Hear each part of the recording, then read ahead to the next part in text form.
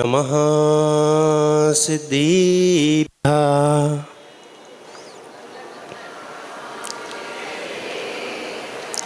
ओम नमः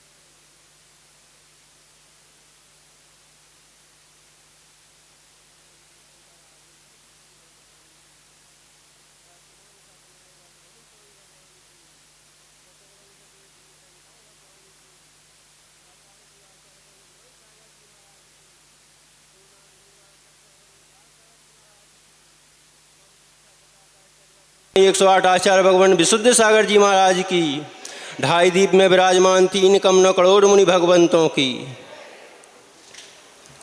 परम पूज्य मुनि श्री निवृत्त सागर जी महाराज की।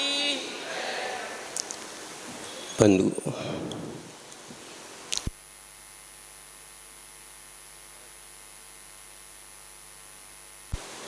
सौभाग्य,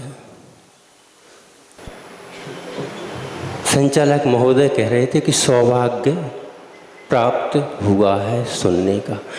तो मैं यह कहना चाहूँगा, सौभाग्य आपको प्राप्त हमें सुनने का हुआ या नहीं हुआ, लेकिन हमारा सौभाग्य आज जाग गया है कि हमें गुरुदेव के सामने बोलने का समय मिला।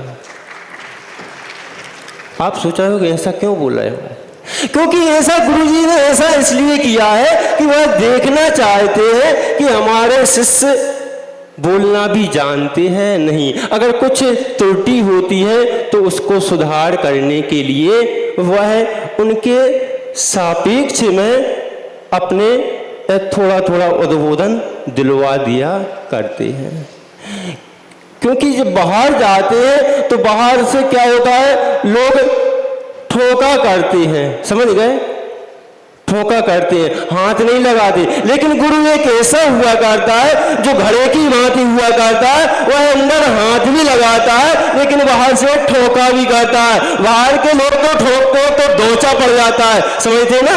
एमपी के हैं, बुंदेलखंड के हैं, आप तो जानते ही होंगे कि जब बाहर से ठुकता है तो घड़े में, बर्तन में दोचा पड़ जाता है, फूट जाता है। लेकिन वही वही वही वही वही अगर ठोक अगर गुरु लगाते हैं तो वह बर्तन सुधर जाया करता है। यही मौका उन्होंने दिया है। यहाँ पर भी कह रहे हैं, धर्म करो, भाषा भी बोलो, कैसी बोलो, भाषा शैली के अनुसार बोलो, धर्म की भाषा के अनुसार बोलो।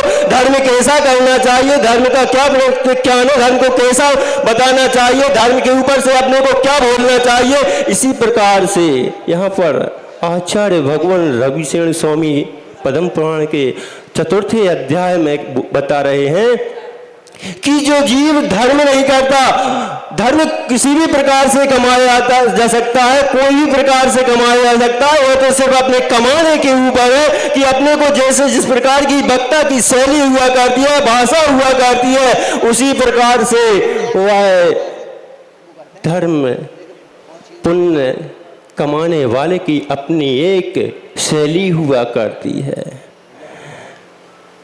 वह किस प्रकार का धर्म कमाना चाहता है। अगर यहाँ पर आचार्य भगवंत कह रहे हैं कि अगर रविशरण स्वामी बहुत अच्छी भाषा में बता रहे हैं, बहुत अच्छे कम शब्दों में बता दिया कि जो जीव पुण्य कमाना चाहता है वह मात्र जयकारे से भी उसको अनंत पुण्य का बंद हो जाता है, कर्मों का क्षय हो जाता है। क्या हो जाता है?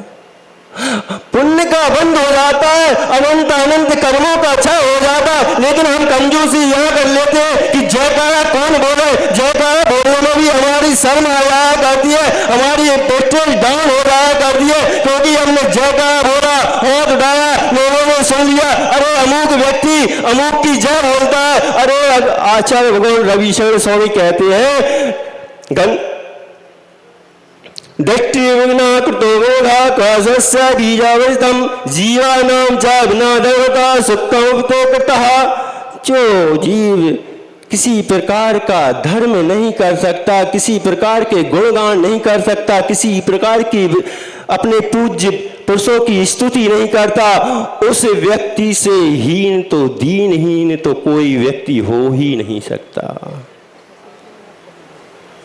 उस व्यक्ति से दीन और हीन कोई हो नहीं सकता जो पूज्य पुरुषों की स्तुति न करता, जो पूज्य पुरुषों की गौरव न करता हो। जो जीव अपने पुण्य का वर्धन करना चाहते हैं, हमेशा पूज्य पुरुषों की, पूज्य कौन है? जो सम्यक दृष्टि है, जो सम्यक ज्ञान से चल रहे हैं। संसार में लोग सांसारिक भी पूज्य कहलाते हैं। आपको आपका पिता पूज्य है कि नहीं भैया?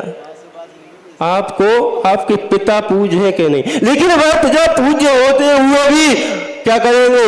वह संसार के गर्त की ओर ले जाएंगे, क्योंकि वह स्वेच्छा की ओर विचरण करेंगे। लेकिन यहाँ पर गुरु का, भगवान की स्तुति करने से मोक्ष प्रदायी होगी। इसलिए जब मोक्ष को प्राप्त करना है तो वह मोक्ष पुण्य के बंध का हेतु है। और जब तक पुण्य फला अरिहंता, पुण्य के फल से ही अरिहंत पद को प्राप्त किया जा सकता है। इसलिए हमें जयकारा और स्तुति प्रभु की करते रहना चाहिए, क्योंकि आज भगवंत कहते हैं, आचार्य भगवंतों ने लिख दिया है कि जो मात्र जिनेंद्र भगवान के दर्शन का मन बना लेता है, उसको एक बेला के उपवास का फल प्राप्त हो जाता है। अभिषेक और स्तुति तो बहुत दूर की बात है, मन बना लेने से ही पुण्य का फल हो जाता है। इसलिए हमें पुण्य करते रहने चाहिए, भले ही जैसे हो, जयकारा के अनुसार हो। हमें जयकारा बोलकर भी अगर पुण्य का वंद कर ले तो हमारे अनंत कर्मों का क्षय हो जाएगा। ओम नमः सिद्धेभ्य। आचार्य भगवान विशुद्ध सागर जी महाराज की जय।